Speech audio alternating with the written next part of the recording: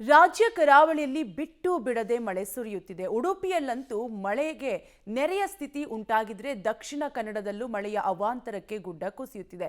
ಎರಡೂ ಜಿಲ್ಲೆಗಳಲ್ಲೂ ಕೂಡ ರೆಡ್ ಅಲರ್ಟ್ ಘೋಷಣೆ ಮಾಡಲಾಗಿದೆ. ಈ ಕುರಿತ ಡೀಟೇಲ್ಸ್ ಇಲ್ಲಿದೆ, ನೀವೇ ನೋಡಿ. ಉಡುಪಿಯ ಕಾಪುವಿನಲ್ಲಿ 173 ಮಿಲಿಮೀಟರ್ ಮಳೆ.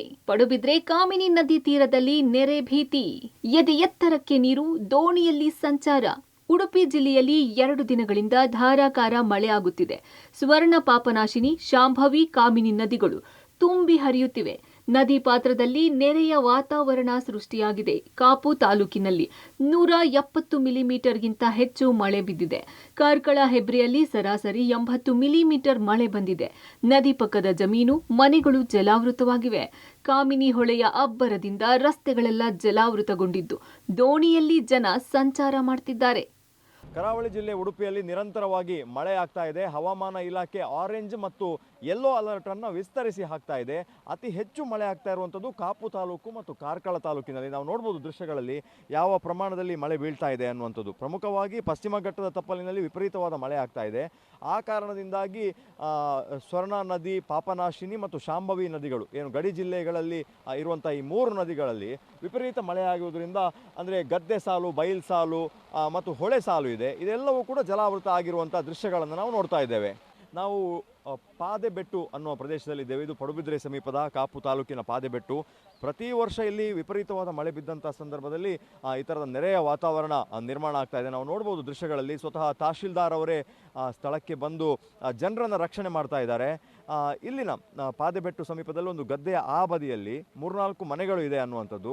ಹಾಗಾಗಿ ಅಲ್ಲಿಂದ ಜನಗಳನ್ನು ಶಿಫ್ಟ್ ಮಾಡುವ ಕೆಲಸವನ್ನು ಮಾಡ್ತಾ ಇದ್ದಾರೆ. ಪ್ರತಿ ವರ್ಷ ಅಂದರೆ ಈ ಮಳೆಗಾಲದಲ್ಲೇ ಮಳೆ ಬಂದು ಇಲ್ಲಿನ ಹೊಳೆ ತುಂಬಿಕೊಂಡಂಥ ಸಂದರ್ಭದಲ್ಲಿ ಆ ಮನೆಗಳಿಗೆ ನೀರು ಬರ್ತದೆ ಅನ್ನುವಂಥದ್ದು. ಹಾಗಾಗಿ ಸ್ವತಃ ಈ ಬಾರಿ ತಹಶೀಲ್ದಾರೇ, ಕಳೆದ ಬಾರಿ ಕೂಡ ತಹಶೀಲ್ದಾರ್ ಬಂದು ಇಲ್ಲಿ ಜನರನ್ನು ರೆಸ್ಕ್ಯೂ ಮಾಡುವಂಥ ಕೆಲಸವನ್ನು ಮಾಡಿದ್ದಾರೆ. ಈ ಬಾರಿ ಕೂಡ ಜನರನ್ನು ಅಲ್ಲಿಂದ ಶಿಫ್ಟ್ ಮಾಡುವಂಥ ಕೆಲಸವನ್ನು ಮಾಡ್ತಾ ಇದ್ದಾರೆ. ಹಾಗಾಗಿ ಆ ಮನೆಯವರನ್ನ ಮನವೊಲಿಸಿಕೊಂಡು ಮಾತಾಡಿಸ್ಕೊಂಡು ಬರ್ತಾ ಇದ್ದಾರೆ. ಯಾಕಂದರೆ ನೀರಿನ ಮಟ್ಟ ಇನ್ನಷ್ಟು ಹೆಚ್ಚಾದರೆ ಭಾಳ ಕಷ್ಟ ಆಗ್ತದೆ ಅನ್ನುವಂಥದ್ದು. ಹಾಗಾಗಿ ಅವರನ್ನು ಎತ್ತರ ಪ್ರದೇಶಕ್ಕೆ ಶಿಫ್ಟ್ ಮಾಡುವಂಥ ಕೆಲಸವನ್ನು ಮಾಡಿದ್ದಾರೆ.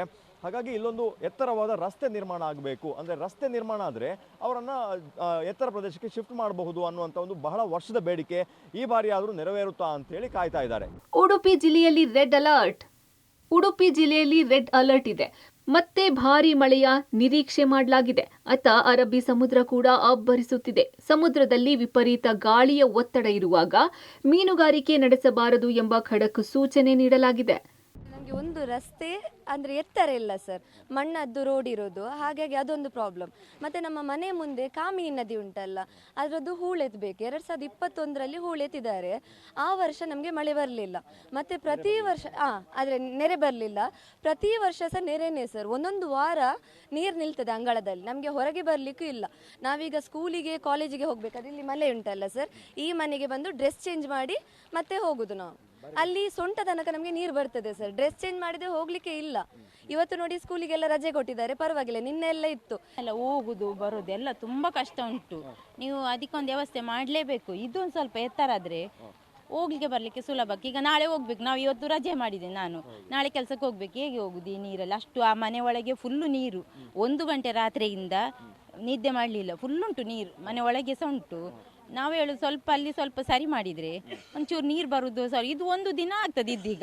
ಇನ್ನೊಮ್ಮೆ ಬಂದರೆ ನೀರು ಬರ್ತಾರೆ, ಕರ್ಕೊಂಡು ಹೋಗ್ತಾರೆ. ಮತ್ತೆ ಈಗ ಎಷ್ಟು ದಿನ ಅಂತ ಒಬ್ಬರು ಮನೆಯಲ್ಲಿ ಕುತ್ಕೊಳ್ಬಹುದು. ದಕ್ಷಿಣ ಕನ್ನಡ ಜಿಲ್ಲೆಯಲ್ಲಿ ಅಬ್ಬರಿಸಿದ ಮಳೆ, ಗುಡ್ಡ ಕುಸಿತ, ತಗ್ಗು ಪ್ರದೇಶಗಳಿಗೆ ಜಲ ದಿಗ್ಬಂಧನ. ದಕ್ಷಿಣ ಕನ್ನಡ ಜಿಲ್ಲೆಯಲ್ಲಿ ರೆಡ್ ಅಲರ್ಟ್ ಇದೆ. ಗ್ರಾಮೀಣ ಪ್ರದೇಶದಲ್ಲಿ ಹೆಚ್ಚಿನ ಮಳೆಯಾಗಿರುವುದರಿಂದ ಎಲ್ಲ ಜೀವನದಿಗಳು ತುಂಬಿ ಹರಿಯುತ್ತಿದೆ.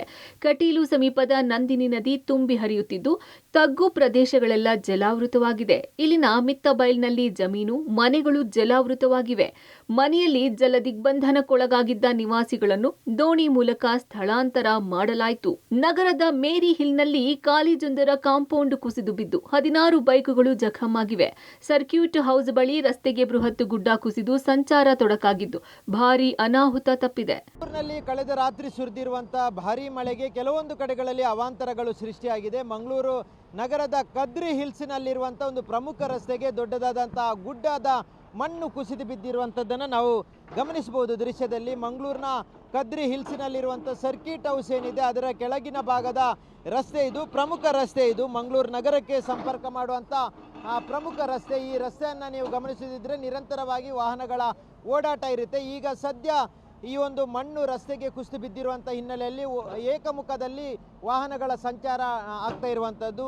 ನಿರಂತರವಾಗಿ ಇದರಲ್ಲಿ ವಾಹನಗಳು ಓಡಾಟ ಮಾಡುವಂಥ ಒಂದು ಪ್ರಮುಖ ರಸ್ತೆ. ಹಾಗಾಗಿ ಇವತ್ತು ಒಂದು ರಸ್ತೆ ಸಂಪೂರ್ಣವಾಗಿ ಬ್ಲಾಕ್ ಆಗಿರುವಂಥ ಕಾರಣಕ್ಕೆ ಈಗ ಈ ಒಂದು ರಸ್ತೆಯಲ್ಲಿ ಎರಡೂ ವಾಹನಗಳು ಈ ಒಂದೇ ರಸ್ತೆಯಲ್ಲಿ ಸಂಚಾರ ಮಾಡುವಂಥದ್ದು, ಎರಡೂ ಭಾಗದ ವಾಹನಗಳು. ಈಗ ಈ ಒಂದು ದೃಶ್ಯವನ್ನು ಗಮನಿಸುತ್ತಿದ್ದರೆ ನೀವು ಮೇಲ್ಭಾಗದಿಂದ ದೊಡ್ಡ ಮಟ್ಟದಲ್ಲಿ ಮಣ್ಣು ಮತ್ತು ಕೆಲವೊಂದು ಕಲ್ಲುಗಳು ಕುಸಿದು ಬಿದ್ದಿರುವಂಥದ್ದು. ಮೇಲ್ಭಾಗದಲ್ಲಿರುವಂಥ ಕಟ್ಟಡ ನೀವು ಗಮನಿಸಬಹುದು. ಇದು ಸರ್ಕಿಟ್ ಹೌಸು, ಇದು ಸರ್ಕಾರಿ ಅತಿಥಿ ಗೃಹ. ಇದರಲ್ಲಿರುವಂಥ ಹೊಸ ಬಿಲ್ಡಿಂಗ್ ಇದು, ಈ ಸರ್ಕಿಟ್ ಹೌಸ್ ಇದು. ಅದರ ಮೇಲ್ಭಾಗದಲ್ಲಿ ಸರ್ಕಿಟ್ ಹೌಸಿನ ಕಟ್ಟಡನೇ ಇರುವಂಥದ್ದು. ಕೆಳಗಿನ ಭಾಗದಲ್ಲಿ ನೀವು ಗಮನಿಸಬಹುದು ಸಂಪೂರ್ಣವಾಗಿ ಮಣ್ಣು ಕೆಳಗೆ ಕುಸಿದು ಬಿದ್ದಿದೆ. ಹೀಗಾಗಿ ಯಾವುದೇ ರೀತಿಯಾದಂಥ ತೊಂದರೆ ಆಗಿಲ್ಲ. ತಡರಾತ್ರಿ ಆಗಿರುವಂಥ ಒಂದು ಘಟನೆ.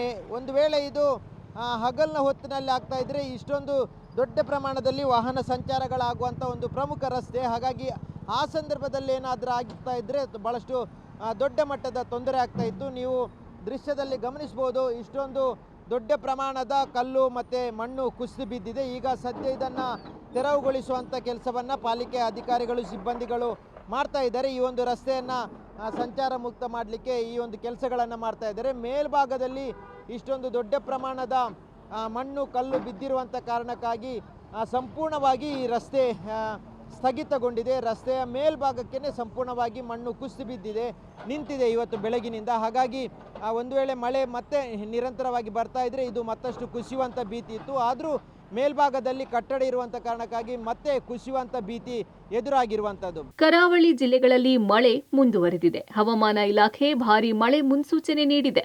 ಜನ ಎಚ್ಚರಿಕೆಯಿಂದ ಇರುವಂತೆ ಜಿಲ್ಲಾಡಳಿತ ಸೂಚನೆ ಕೊಟ್ಟಿದೆ. ಮಂಗಳೂರಿನಿಂದ ಸುಖಪಾಲ್, ಉಡುಪಿಯಿಂದ ದೀಪಕ್, ಪಬ್ಲಿಕ್ ಟಿವಿ.